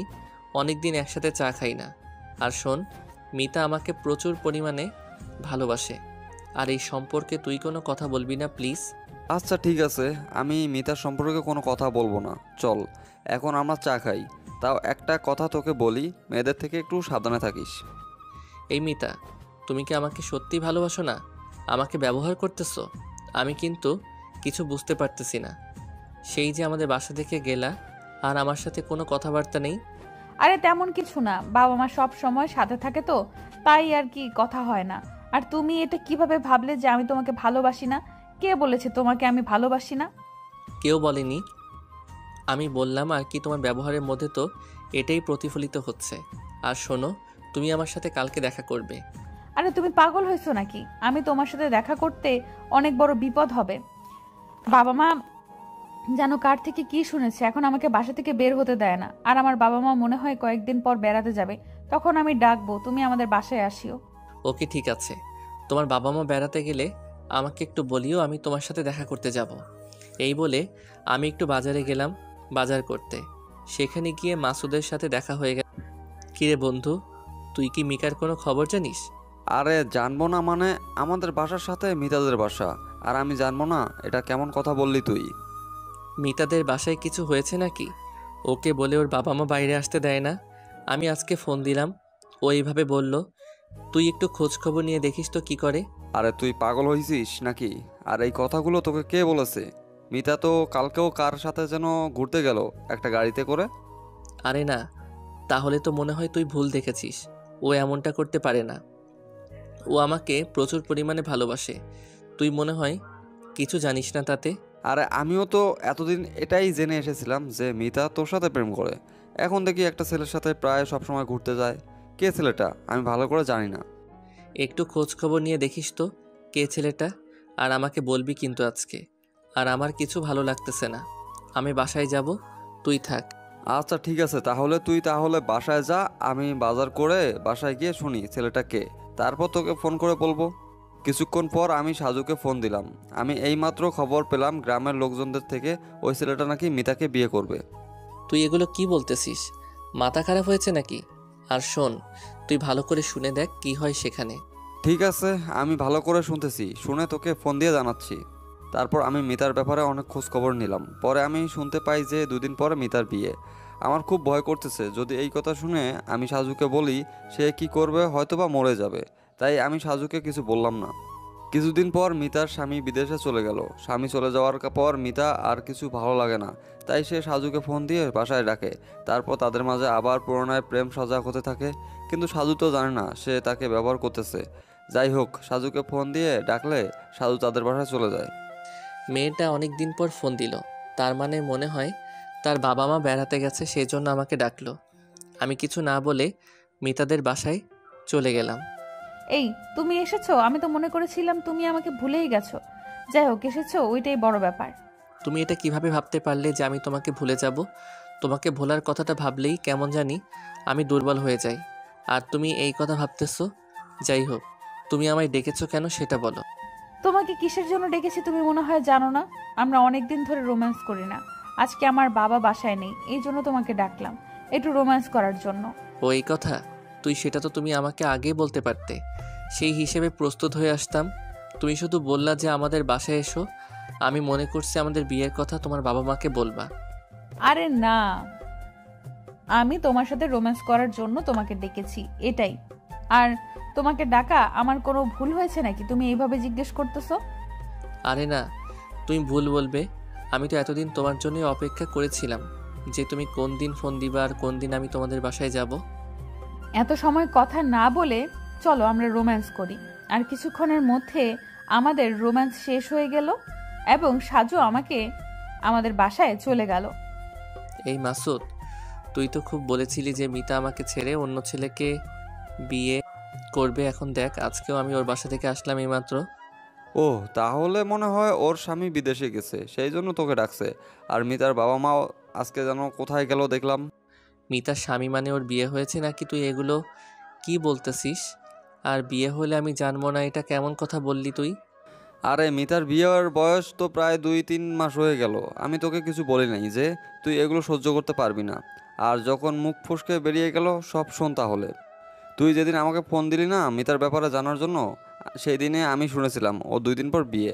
আমি তোকে কিছু বলি নাই যে একটা মেয়ের কারণে আমার বন্ধুর জীবনটা শেষ হয়ে যাবে। এই জন্য আমি তোকে কিছু বলিনি। ছেলে বিদেশে চাকরি করে আর অনেক টাকা উপার্জন করে, সেজন্য মিতা ওকে বিয়ে করেছে। আর এখন মনে হয় ছেলেটা বিদেশে গেছে আর সেই জন্য তোকে মনে হয় ডাকছে। আর আমার কথা বিশ্বাস না হলে তুই গ্রামের কয়েকটা লোকের কাছে থেকে শুনে দেখ। এই, তুমি আমাকে মিথ্যা বলেছো কেন? আমি তোমার সাথে কি করেছিলাম যে আমাকে এত বড় ধোঁকা দিলে? আমার বন্ধুই ঠিক বলেছিল, আমি আগে যদি ওর কথা শুনতাম তাহলে এত কিছু হইতো না। আরে তোমাকে কে বলেছে আমার বিয়ে হয়েছে যে তুমি আমার সাথে এরকম ব্যবহার করতেছো? আরে এই খবরগুলো তুমি কোথা থেকে পাও শুনি? আমার বন্ধু বলেছে এবং আমি তার কথা শুনে বিশ্বাস না করে আমি তোমাদের গ্রামের কয়েকজন লোকের কাছে শুনলাম এবং তারাও বলল যে তোমার বিয়ে হয়েছে। তুমি কিভাবে পারলে এটা? আমি তোমাকে প্রচুর পরিমাণে ভালোবাসতাম, আর তুমি এটা কি করলা? আমি আমার জীবন নিজেই ধ্বংস করে দেব, আর সাথে তোমার জীবন নিয়েও আমি লীলা খেলা শুরু করব। তুমি আমাকে কি ভেবেছো? আরে তোকে তো আমি সব সময় ব্যবহার করতাম, এটা আবার কি বলার আছে? আর শোন, তোদের মতো গরিব সন্তানদের শুধু ব্যবহার করাই যায়, ভালোবাসা যায় না। আর তুই যে গরিবের ঘরের গরিব, আর তোকে যদি আমি ভালোবাসতাম, বিয়ে করতাম, তাহলে তুই আমাকে কি করে খাওয়াতি? তাই আমি একটা বিদেশি চাকরি করে ছেলেকে বিয়ে করেছি আর তোকে ব্যবহার করতেছি, ব্যাস এটাই। আর শোন, আমি তোকে কখনো ভালোবাসিনি আর ভালোবাসবও না, আর শুধু আমি তোকে ব্যবহার করেছিলাম, এতে ভাবাভাবির কিছু নেই। ওকে শোন, তুই তাহলে কাল রেডি থাকিস, আমি তোর বাসায় যাচ্ছি, গিয়ে তোকেও মারবো আর আমি নিজেকেও শেষ করে দেব। তারপর সাজু ওদের বাসায় গিয়ে ওই মেয়েটাকে একটা রুমের মধ্যে নিয়ে তাকে খুন করে ফেলে এবং সেও আত্মহত্যা করে। আমি গিয়ে দেখি দুজনেই মরে আছে। ভালোবাসা কতটা নিষ্ঠুর হতে পারে, কতটা নিষ্ঠুর হলে এরকম একটা পরিস্থিতি ক্রিয়েট হতে পারে একটা ভালোবাসার বন্ধনের মাঝে। তুমি যদি নিজেকে বড়লোক ভাবো তাহলে গরিব মানুষকে কেন তুমি ভালোবাসবে? কেন তুমি তার মন নিয়ে খেলা করবে?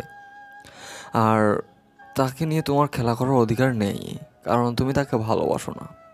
তাকে তুমি তার স্বাধীনতা মতো থাকতে দাও। তাকে কেন তুমি তোমার মাঝে আবদ্ধ করে নিয়ে তার জীবনটা নিয়ে লীলা খেলা করবে? তুমি যদি ভালোই না বাসো, তোমার যদি এতই যদি শরীরের খোরাক মেটানোর ইচ্ছা থাকে, যাও না টাকা দিয়ে, বা যারা এরকম শরীরের ব্যবসা করে তাদের কাছে যাও এবং তাদের সাথে কন্ট্যাক্ট করো, কত খোরাক মেটানোর ইচ্ছা তারা মেটাবে। কিন্তু একটা নিষ্পাপ মন নিয়ে খেলার অধিকার কারণেই না আছে আমার, না আছে তোমার। ভালোবাসাটাকে সবাই নোংরা করে দিচ্ছে দিনের পর দিন। কেউ ভালোবাসাটাকে আগের মতো ভালো থাকতে দিচ্ছে না, সবাই ভালোবাসাটাকে একদম নোংরা নর্দমা বানিয়ে দিচ্ছে। ভালোবাসাটা তো এরকম না। ভালোবাসাটা হচ্ছে একটা পবিত্র জিনিস, সুন্দরভাবে আগলে রাখার জিনিস। কেউ যদি কাউকে ভালোবাসে তাহলে তাকে আগলে রাখতে হয় সব কিছু দিয়ে। কিন্তু না, এখন দেখা যাচ্ছে ভালোবাসার নামে শুধু দেহ ব্যবসা চলে। এখানে ভালোবাসার নামক কোনো কিচ্ছু নেই, শুধু ভালোবাসার নাম করেই রাতের পর রাত দিনের পর দিন নিজেদের দেহ ব্যবসাই চলে। আমি মনে করি এটা কখনো ভালোবাসা হতে পারে না, আর এই ভালোবাসার পরিস্থিতি কখনো ভালো হতে পারে না। না থাকতে পারবে তুমি সারা জীবন সুখে, আর না রাখতে পারবে তোমার ভালোবাসার মানুষকে কখনো সুখে রাখতে, কারণ তুমি তোমার সব কিছু আগেই শেষ করে দিয়েছো। তুমি তোমার প্রিয়তমাকে কি খুশি করাবে? তোমার তো তাকে খুশি করানোর মতো কিছু নেই তোমার মাঝে। তাই বলি কি, ভালোবাসাটাকে ভালোভাবে বাঁচতে দাও, সুন্দরভাবে তাকে গড়ে উঠতে দাও। এরকম নোংরামি বাদ দাও, ভালোবাসো সবাইকে। নদী ভাঙনের কারণে আমাদের বাসা এক জায়গা থেকে অন্য জায়গায় নিয়ে যাওয়া হয়। যেখানে আমাদের বাসা নিয়ে যাওয়া হয় সেখানে আমার একদমই মন ঠিক থাকে না। আমাদের বাড়ির পাশে যারা বাড়ি করছে তাদের বাড়িতে নাকি একটা ছেলে আছে। যাই দেখি ওর সাথে একটু কথাবার্তা বলে আসি। আমার তো আবার কথা বলার মতো কেউ নেই, সবাই এখানে নতুন। তারপর আমি তাদের বাড়ির দিকে রওনা দিলাম। গিয়ে দেখি ছেলেটা এখনও ঘুম থেকে ওঠেনি। তখন আমি তার মাকে বললাম তাকে ওঠানোর জন্য। তারপর তার মা তাকে তুলে দিল। কি হয়েছে, এত সকালে চেঁচামেচি করতেছো? আমার প্রচুর ঘুম পাচ্ছে, আমি এখন ঘুমাবো। এখন ডিস্টার্ব করো না তো, আগে ঘুম থেকে উঠি, তারপর কি বলবা তারপর বলিও। ওরে বাবা, এই ছেলে তো দেখি ভালোই অলস। আরে ওঠো, আমাদের বাসায় যাই, ভালো লাগবে।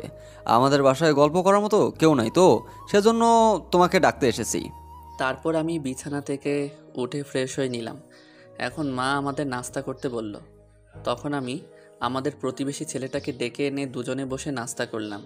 চলো আমাদের বাসায় যাই, আমাদের বাসায় গল্প করার মতো কেউ নেই, তাই তোমাকে ডাকতে আসলাম। তারপর আমরা দুজনে মিলে সুজনদের বাসায় চলে গেলাম। তাদের বাসায় গিয়ে দেখি একটা ফুটফুটে মেয়ে, দেখতে খুব সুন্দর। তখন আমি সুজনকে জিজ্ঞেস করলাম, এই মেয়েটাকে? তারপর সুজন বলল, ও আমার বোন হয়। ভাইয়া, এই ছেলেটাকে আগে তো কখনো দেখিনি, আমাদের এলাকায় নতুন নাকি? এই বলে আমি মনে মনে ভাবতেছি ছেলেটা তো খুব সুন্দর। তারপর আমি ছেলেটার সাথে কথা বলার জন্য এগিয়ে গেলাম। আমি সুজনের বোনের সাথে কথা বলার চেষ্টা করলাম। কিছুক্ষণ পর কথাও বললাম। তারপর আমাদের ভালোই পরিচয় হলো। তারপর আমরা তিনজন নানা রকম কথাবার্তা বলতে লাগলাম। যাই হোক ভাইয়া, কিন্তু একটা ভালো ছেলে বন্ধু বানাইছে। আমি মাসুদকে জিজ্ঞেস করলাম, আপনি কি পড়াশোনা করেন? হ্যাঁ, আমি পড়াশোনা করি। আমি ঢাকা বিশ্ববিদ্যালয়ের অনার্সের ৩য় বর্ষের ছাত্র। নদী ভাঙনের কারণে বাসায় এসেছি। বাসায় একটু কাজ করা লাগবে, সেই জন্য আর কি আসা। ও ভালো, চালিয়ে যান, ভবিষ্যৎ ভালো হবে। তারপর আমি মাসুদকে বললাম, আপনাদের বাসায় তো আজ লাইট নেই, আপনি আমাদের বাসায় পড়তে আসেন। হ্যাঁ, অবশ্যই আসবো। আমাদের বাসায় আজকে লাইট নেই, পড়াশোনা তো করতেই হবে। এই বলে আমি বাসায় চলে গেলাম। তারপর সন্ধ্যা হলো, আমি পড়তে যাব। গিয়ে দেখি মেয়েটা আমার জন্য বসে অপেক্ষা করছে। আমি পড়াশোনা করতে গেলাম ঠিকই, কিন্তু আমার কোনো পড়া হইল না আজকে। শুধু মেয়েটার সাথে কথা বললাম। আমি প্রথম ভাবছিলাম মেয়েটা বোকা। তারপর কথাবার্তা বলার পর দেখি, ওরে বাবা, যেন আগুনের গোলা। কথা বলতে বলতে রাত প্রায় 11টা বেজে গেল। তখন আমি বাসায় চলে এলাম। আজ তাহলে যাচ্ছেন? কাল কিন্তু আবার আসবেন। একসাথে পড়াশোনা করলে খুব ভালো লাগে। আর ভাইয়া তো শুধু আমাকে ভয় দেখায়, ওর সাথে পড়তে আমার মন চায় না। প্লিজ আপনি কাল আসবেন। এভাবে কয়েকদিন যাওয়ার পর আমাদের সম্পর্কটা অনেক গভীর হয়, মানে সম্পর্কটা প্রেমে পরিণত হয়। তারপর আমরা দুজন চুটিয়ে প্রেম করতে থাকি। কিছুদিন পরে আমি ভার্সিটিতে যাওয়ার পরে নিপাকে আমি না দেখে থাকতে পারি না। নিপা আমাকে দেখা ছাড়া থাকতে পারে না। অবশ্য আমাদের প্রতিদিন ফোনে কথা হতো, তবু আমাদের মন ভরতো না। তাই আমি নিপাকে দেখার জন্য বাসায় চলে এলাম। বাসায় এসে নিপাকে দেখে মনটা ভরে গেল। ওমা, তুমি না 2-1 দিন হলো ভার্সিটিতে গেলা, এখন আবার আসলা? এভাবে যাওয়া আসা করলে কি পড়াশোনা হবে? পরে দেখবা ফেল করে বসে আছো। গেল কি করব বলো? তোমাকে না দেখা ছাড়া আমার ঘুম ধরে না। সব সময় বন্ধুদের সাথে আড্ডা দেই, তাও জানি কেমন লাগে। তাই চলে এলাম তোমাকে দেখা। হয়েছে, আর ঢং করা লাগবে না। এসেছে যেহেতু আমিও একটু দেখতে পারবো। আমারও মন চাইছিল যে তোমাকে একটু দেখবো। আমি সত্যি বলছি, তোমাকে ছাড়া আমি থাকতে পারবো না। এবার আমি বাড়িতে বলবো তোমার আর আমার বিয়ের কথা। বাবা মা কি বলে, শুধু তোমার আর আমার বিয়ে না দেয়, তাহলে আমরা পালিয়ে গিয়ে বিয়ে করব।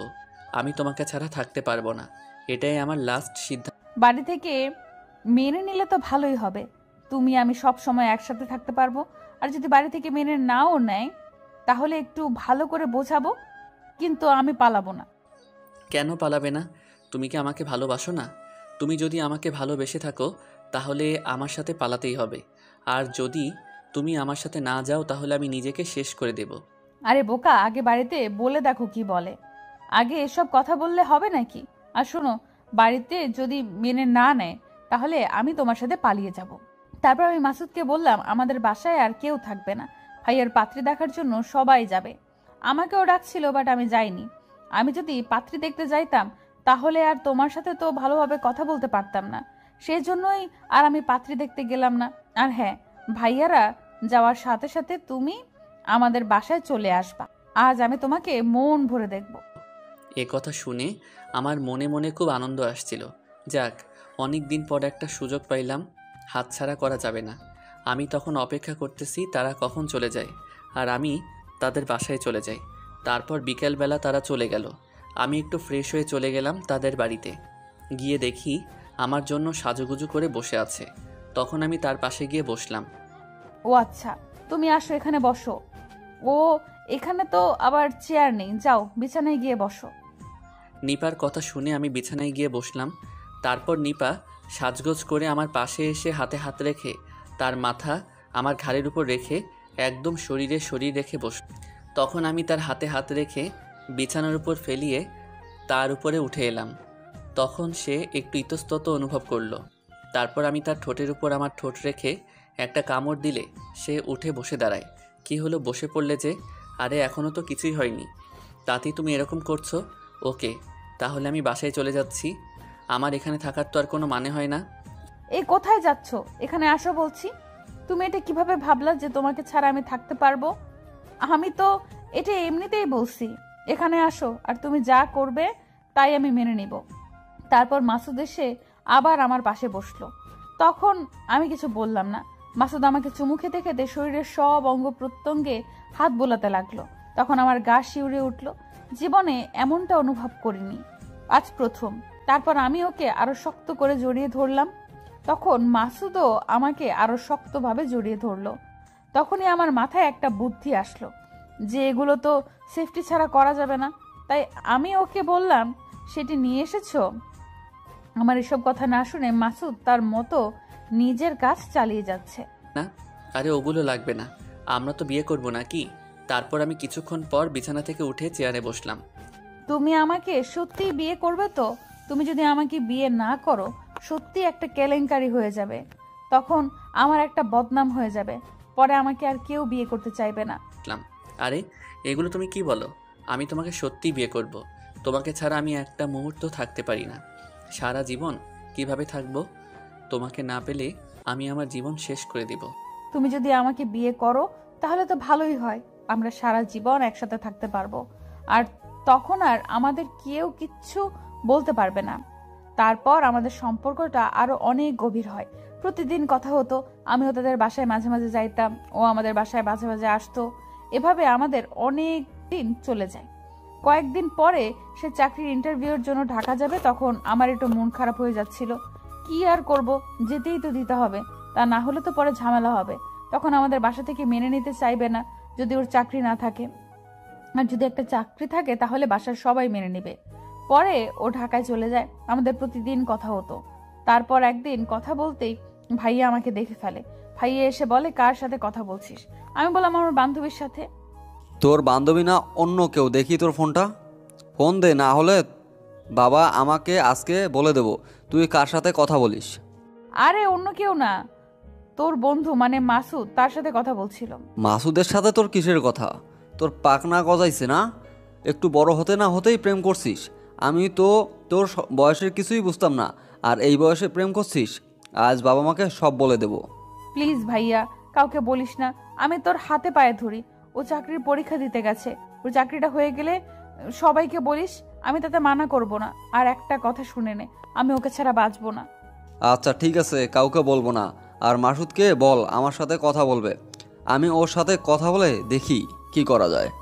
তারপর আমার বন্ধু ও আমার বোন কথা বলতে থাকে। তখন আমি সেখান থেকে চলে এলাম। আমি মনে মনে খুব খুশি হয়েছিলাম, কারণ ছেলেটা খুব ভালো। বিয়েটা হলে আমার বোন খুব সুখে থাকবে। ওদিকে মাসুদের চাকরিটা হয়ে গেল। তখন মাসুদের চাকরিটা করতে লাগলো। তারপর এদিকে আমি ঢাকায় গেলাম মাসুদের খোঁজখবর নেওয়ার জন্য। গিয়ে দেখি মাসুদ খুব ভালোভাবে কাজ করতেছে। আরে সুজন, তুই এখানে আসবি, আমাকে একবার ফোন করবি তো? আমি তোকে আনতে যাইতাম। হয়েছে, তুই মনে হয় জানতি না। আমার বোন তো তোকে সব কিছুই বলেছে যে আমি আজকে ঢাকায় যাচ্ছি। এখন ঢং করতেছিস না? বলছিল, তবে আমি অতটা ভাবিনি যে তুই সত্যি সত্যি আসবি। যাক, এসে যখন পড়েছিস খাওয়া দাওয়া করে যাস। তারপর আমরা খাওয়া দাওয়া করলাম, সুজনকে নিয়ে ঘুরতে গেলাম, পার্কে বসে আড্ডা দিলাম ও নানা রকম কথাবার্তা বললাম। শোন, তোকে একটা কথা বলি। আমার বোনকে তোকে সত্যিই খুব ভালোবাসে। আমাকে কথা দে, তুই আমার বোনকে ছেড়ে যাবি না। ও যদি তোকে কখনো না পায়, ও যে কী করবে আমি নিজেও বলতে পারতেছি না। আরে না, আমি এবার বাসায় গেলে বিয়ের আলাপ নিয়ে তোদের বাসায় যাব। বিয়ে করব জন্যই তো এই চাকরিটা করছি, না হলে তো এখন চাকরি করতাম না। তার কয়েকদিন পর আমি বাসায় চলে গেলাম। বাসায় যাওয়ার পর গিয়ে দেখি নিপা বাসায় নেই। তখন আমি সুজনের দেখা করলাম। সুজনকে জিজ্ঞাসা করলাম নিপা কোথায় গেছে। সে বলল আমার ফুপু বাড়িতে গেছে, আজকে আসবে। তারপর আমি সুজনের সাথে কথাবার্তা বলে বাড়িতে চলে আসলাম। তার কিছুক্ষণের মধ্যে নিপা চলে আসলো, জামা কাপড় চেঞ্জ করে আমাদের বাসায় চলে আসলো। ওকে দেখে আমি ঠিক থাকতে পারলাম না, চেয়ার থেকে উঠে ডিরেক্ট জড়িয়ে ধরলাম। পরে নানা রকম কথাবার্তা বলে নিপা তাদের বাসায় চলে গেল। তার কিছুদিনের মধ্যে আমাদের বিয়ে হলো। এখন আমরা সুখে শান্তিতে সংসার করে খাচ্ছি। আর আপনারা সবাই আমাদের জন্য দোয়া করবেন। আচ্ছা, তুমি কি আমার কথা বোঝো না, না বোঝার চেষ্টা করো না? কি বুঝি না আমি তোমাকে অনেক ভালোবাসি। এই কথাটা তুমি বুঝতে চাও না কেন? আমি সবকিছু বুঝি আর তোমাকেও ভালোবাসি, কিন্তু পারিবারিক ঝামেলার কারণে একটু প্রেসারে থাকি, তাই তোমাকে ভালোভাবে ভালোবাসার কথা বলা হয় না। এগুলো তুমি সব চাপা মারছো। আমি বুঝি না কে কিভাবে ভালোবাসে। আর তুমি যদি আমাকে ভালোবেসে থাকো তাহলে আজ রাতে আমার সাথে দেখা করতে হবে। আরে হ্যাঁ, আমি তোমাকে সত্যিই ভালোবাসি, আর সত্যিই ভালো না বাসলে তোমাকে কি এগুলো বলতাম? আর ভালোবাসলেই কি রাতে দেখা করা লাগবে এমন কোনো কথা আছে নাকি? আমি পারবো না, আমার পরিবারের অনেক ঝামেলা। রাতে আমাকে বাইরে যেতে দেখলে একেবারে মেরেই ফেলবে। যা বোঝার বুঝে গেছি আমি। এখন আর তোমাকে কথা বলা লাগবে না। তুমি তোমার মতো থাকো আর আমি আমার মতো। তুমি যে কতটা আমাকে ভালোবাসো তার প্রমাণ পাইলাম আজকে। আরে তুমি একটু বোঝার চেষ্টা করো, আমি যে জায়গার মধ্যে থাকি সেই জায়গার মধ্যে তুমি জীবনযাপন করতে পারতে না, আর সেই জায়গার মধ্যে আমি তোমাকে ভালোবাসি। শুধু একটা মানুষকে ভালোবাসলেই হয় না, ভালোবাসার কিছু নজির আছে, সেগুলো দেখাইতে হয়। শুধু ভালোবেসেই গেলাম, কোনো নজির দেখাইলাম না, এটা কোনো ভালোবাসা? এই তুমি পাগল হয়েছো নাকি? এগুলো কি বলতেছো? ভালোবাসার নজির মানে? আচ্ছা, তুমি ভালোবাসার নজির চাও তো তাহলে আমি কালকে তোমার সাথে দেখা করব। এই তো লক্ষ্মী মেয়ের মতো কথা বলতেছো। তাহলে আমরা কাল রাতে 11টা বা 12টার ওই দিকে দেখা করি, কেমন? আর যদি এই সময় না পারো তাহলে রাত 3টায় দেখা করা লাগবে। আচ্ছা, তুমি তৈরি থেকো, আমি রুম থেকে বেরিয়ে তোমাকে ফোন দিব, কেমন? আর ফোনটা সব সময় খোলা রাখিও, আমি যেন বন্ধ না পাই। এই তুমি এসেছো? আমি তো মনে করেছিলাম তুমি আসবে না। যাই হোক, এখন বোঝা গেল যে তুমি আমাকে একটু হলেও ভালোবাসো। একটু ভালোবাসা না জাহাপনা, আমি তো আপনাকে আমার মনের সব ভালোবাসা উজাড় করে দিয়ে ভালোবাসি, আর আপনি সেটা বুঝতেই চান না। ওকে ঠিক আছে, আমি বুঝতে পারছি তোমার ভালোবাসা। এখন শোনো, আমি তোমার জন্য একটা গিফট এনেছি। তুমি যদি আমার একটা শর্ত পূরণ করো তাহলে তোমাকে গিফটটা দেই, আর যদি না পালন করো তাহলে দিব না। কি গিফট আর কি শর্ত? আমি তোমার সব শর্তেই রাজি আছি, তুমি শুধু শরতের কথা বলো। আর হ্যাঁ শোনো, নেগেটিভ কোনো কিছু চাই না, তাহলে কিন্তু আমি পালন করতে পারবো না। সামনে তোমার পরীক্ষা তো, তাই তোমার জন্য একটা ঘড়ি এনেছি। তুমি এই ঘড়ি হাতে দিয়ে পরীক্ষা দিতে যাবা, সেই জন্য আর কি আনা। ও, খুব ভালো করেছো। আমিও চিন্তা ভাবনা করছিলাম যে একটা ঘড়ি কিনবো, কিন্তু তুমি যখন এনেছো আর কেনা লাগবে না। ঘড়ির কথা শুনে খুব খুশি হয়ে গেলা, আর আমার শর্তের কথা তোমার মনে নেই নাকি? আগে আমার শর্ত পূরণ করতে হবে, তারপর আমি তোমাকে আমার গিফটটা দিব। হ্যাঁ বলো, তোমার শর্তের কথা কি শর্ত পূরণ করা লাগবে, দেখি চেষ্টা করে পারি কিনা। আর বলে দিলাম কিন্তু নেগেটিভ কিছু চাওয়া যাবে না। আরে না, তেমন কিছু না। আমি শুধু তোমাকে একটা চুমু খেতে চাই, ব্যাস। তুমি যদি আমাকে চুমু খেতে দাও তাহলে আমি তোমাকে গিফটটা দেই। আরে আমি পারবো না, আমার খুব লজ্জা লাগে। তোমার লজ্জা শরম নাই নাকি? একটা মেয়েকে চুমু খেতে চাও, আর লোকজন যদি দেখে ফেলে তখন কি হবে বলো? আরে তুমি এত রাতে লোকজন পেলে কোথায়? এখানে শুধু তুমি আর আমি, আর এখানে লজ্জার কি আছে? আমি বুঝলাম না তুমি এরকম করতেছো কেন। ওকে ঠিক আছে, শুধু একটা চুমু, কিন্তু অন্য কিছু না বলে রাখলাম। আর যদি অন্য কিছু করার চেষ্টা করো তাহলে আমি চিৎকার দিব, তখন কিন্তু তুমি বিপদে পড়ে যাবে আর আমাকে বিয়ে করা লাগবে। ওকে ঠিক আছে, শুধু চুমু খাবো আর অন্য কিছু করব না। আর অন্য কিছু করলে যদি তুমি চিৎকার করো আর আমাদের বিয়েটা হয়ে যায় তাহলে তো আমার পক্ষ থেকে ভালোই হয়, কারণ আমি সারা জীবন তোমার সাথেই থাকতে চাই। নিলয় আমার দিকে এগিয়ে আসছে চুমু খাওয়ার জন্য। আমি নিঃশব্দ দাঁড়িয়ে আছি, কি করব কিছু বুঝতে পারছি না। যাই হোক, আমি নিঃশব্দ দাঁড়িয়ে রয়ে গেলাম। তখন নিলয় আমাকে এসে জড়িয়ে ধরল। তারপর নিলয় আমার ঠোঁটে ওর ঠোঁট রেখে আমার ঠোঁটকে আবদ্ধ করে চুমু খেতে লাগলো এবং আমার স্পর্শ করতে লাগলো। তখন আমার সম্পূর্ণ শরীর শিহরিত হতে লাগলো, আর আমি কিছু বুঝতে না পেরে আরো জোরে নিলয়কে জড়িয়ে ধরলাম। আর নিলয়ও আমাকে বেশ ভালোভাবে জড়িয়ে ধরলো। আর কিছুক্ষণ পর আমি স্বাভাবিক অবস্থায় ফিরে দেখি নিলয় আমাকে জড়িয়ে ধরে আছে। এই শোনো, আমি তোমাকে বিয়ে করতে চাই, আর পালিয়ে পালিয়ে এভাবে দেখা করব না, আমার খুব ভয় লাগে। আর হ্যাঁ শোনো, তোমাকে না পেলে আমি কিন্তু মরেই যাব, কথাটা মস্তিষ্কে রাখিও কিন্তু। তুমি আমাকে এখনো জড়িয়ে ধরে আছো কেন? শুধু চুমু খাবে বলে আমাকে ডেকেছো, আর এখন জড়িয়ে ধরে আছো। তোমার ব্যাপার স্যাপার বুঝতেছি না। তুমি এখানেই বাসরঘর করবে নাকি? আরে না, এমনি খুব মজা লাগছে তাই জড়িয়ে ধরে আছি। আর শোনো, তোমার ওই দুইটা না বেশ বড় এবং অনেক মজাদার, আরেকদিন আমি তোমার ওই দুইটাই খেতে আসবো। ওরে চান্দু, সেই আশায় তুমি দাঁড়িয়ে দাঁড়িয়ে স্বপ্ন দেখো আর আমি বাসায় চলে যাচ্ছি, কেমন? যতদিন না তুমি আমাকে বিয়ে করছো ততদিন তোমার এই স্বপ্ন পূরণ হবে না। ওকে, তাহলে আমি আমার এই স্বপ্ন পূরণ করার জন্য তোমাকে বিয়ে করব। তাতে কি হয়েছে? বিয়ে করলে তো আর বাধা দিতে পারবে না, তখন আমার মন যেটা চাইবে আমি সেটা করব। বিয়ে করো, তারপর যেটা তোমার মন চায় সেটাই করবে, আমি কোনো বাধা দিব না। আর এখন যদি করতে চাও তাহলে তো আমি বাধা দিব, এটা তো তুমি জানো। পর আমার পরীক্ষা শুরু হয়ে গেল, আর আমি পরীক্ষা নিয়ে খুব ব্যস্ত থাকলাম। নিলয়ের সাথে ভালো মতো যোগাযোগ হতো না। তারপর হঠাৎ একদিন রাতে নিলয় আমাকে ফোন দিল। এই তুমি কি বেঁচে আছো না মরে গেছো? তোমার সাথে কয়েকদিন যাবৎ দেখা হয় না, আমার মন কেমন ছটফট করছে। তুমি আজকে রাতে আমার সাথে দেখা করো। না, আমি তোমার সাথে আর দেখা করতে পারবো না। আমার পরীক্ষা শেষ হোক, তারপর আমরা দেখা করি। আর কয়েকটা দিনেরই তো ব্যাপার, এতেই তোমার অসহ্য হচ্ছে। আচ্ছা ঠিক আছে, তোমার পরীক্ষা শেষ হলে আমাকে জানাইও, তারপর আমরা কোনো এক রাতে দেখা করব, কেমন? একদিন পর তার পরীক্ষা শেষ হয়ে যায়, কিন্তু সে আমার সাথে যোগাযোগ করে না। কিভাবে যোগাযোগ করব সেটাও বুঝতে পারছি না, তার ফোনটাও বন্ধ। এখন যে কি করে, পুরা মাথাই নষ্ট। ও মনে পড়েছে, ওদের বাসার পাশে তো আমার এক বন্ধু থাকে, ওকে ফোন দিয়ে দেখি কি বলে ও। তারপর আমি আমার বন্ধুকে ফোন দিলাম। কিরে বন্ধু, কেমন আছিস? অনেক দিন পর ফোন দিলি, কোনো কাজ আছে নাকি? কোনো কাজ না থাকলে বল, আমি এখন তোর ওইখানে যাইতেছি। আরে তেমন কোনো কাজ না, তুই সকালে আমার সাথে দেখা কর, তোর সাথে কিছু ব্যক্তিগত কথা আছে। কথাগুলো খুবই ব্যক্তিগত, তাই ফোনে বললাম না। তুই কাল আমার সাথে দেখা কর। আচ্ছা ঠিক আছে, কাল সকালে ঘুম থেকে উঠেই আমি তোর সাথে দেখা করতে যাব। আর যদি বেশি সমস্যা হয় এখনই বল, আমি সমস্যার সমাধান করে দিচ্ছি। তারপর আরিফ সকালে উঠে আমার সাথে দেখা করলো। কিরে বন্ধু, তোদের বাসার পাশে যে ইতি নামের মেয়েটা থাকে, ওর খবর কি কিছু জানিস? হ্যাঁ জানি তো, ও কয়েকদিন আগে পরীক্ষা দিল, এখন বাসায় বসে আছে। কেন, কি হয়েছে? ইতির খবর তোর কাছে কেন? তুই ইতির সাথে প্রেম করিস নাকি? আরে বন্ধু, হ্যাঁ আমি ওর সাথে প্রেম করি, কিন্তু ও বলল যে ওর পরীক্ষার পর আমার সাথে দেখা করবে। এখন তার ফোন বন্ধ, এখন আবার রাতে দেখা করবে, তাও কিছু বলতেছে না। এখন কি যে করব নিজেই বুঝতে পারতেছি না। তুই কি একটু ওদের বাসায় যেতে পারবি?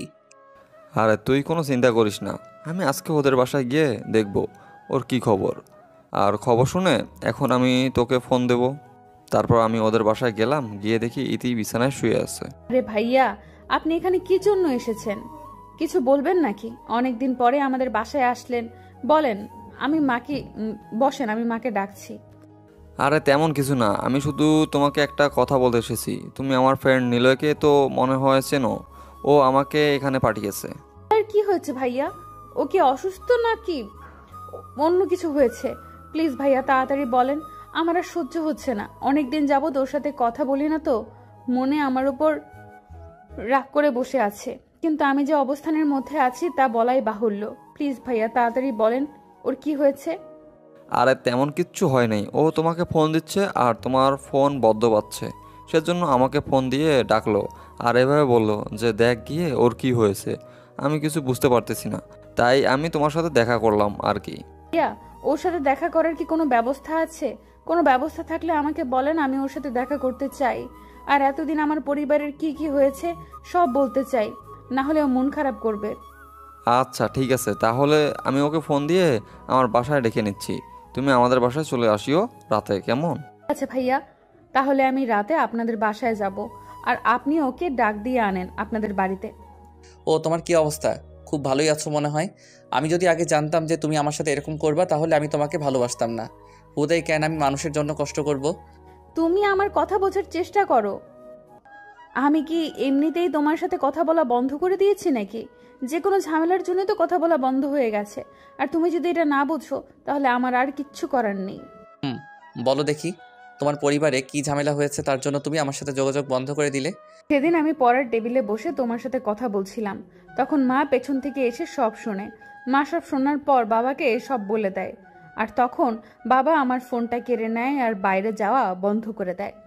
আমি তোমার সাথে যোগাযোগ করার অনেক চেষ্টা করেছি, কিন্তু পারিনি। কি করব আর বলো? আর এখন তুমি যদি এগুলো বিশ্বাস না করো, তাহলে আমার আর কিচ্ছু করার নেই। তাও তুমি যে কোনোভাবে একটু আমাকে বললেই তো সমস্যা হইতো না। আমি আর এত চিন্তা করতাম না তোমার জন্য। আমি তো মনে করেছিলাম তোমার বিয়ে হয়েছে নাকি, সেই জন্য তুমি আমার সাথে যোগাযোগ বন্ধ করে দিয়েছো। আরে না, অন্য কাউকে বিয়ে করবো এটা তুমি কিভাবে ভাবলে বলো? যদি আমাকে বিয়ে করতে হয় সেটা তোমাকেই করব, আর যদি আমাকে তোমার সাথে বিয়ে না দেয় তাহলে আমি নিজেই নিজেকে হত্যা করে ফেলবো। আচ্ছা ঠিক আছে, তুমি এখন বাসায় যাও, আমরা পরে কথা বলবো। আর শোনো, তুমি আমার সাথে তুমি আমার সাথে কাল কলেজে দেখা করবা, আমরা কলেজে কথা বলবো। ঠিক আছে, তুমিও তাহলে যাও, আমরা কালকে কলেজে গিয়ে দেখা করে কথা বলবো, কেমন? আর শোনো, তুমি আমার জন্য চিন্তা করবে না, আমি তোমার সাথেই থাকবো, আর অন্য কারোর সাথে না। আচ্ছা ঠিক আছে, তাহলে তুমি যাও, আমরা কালকে কথা বলবো।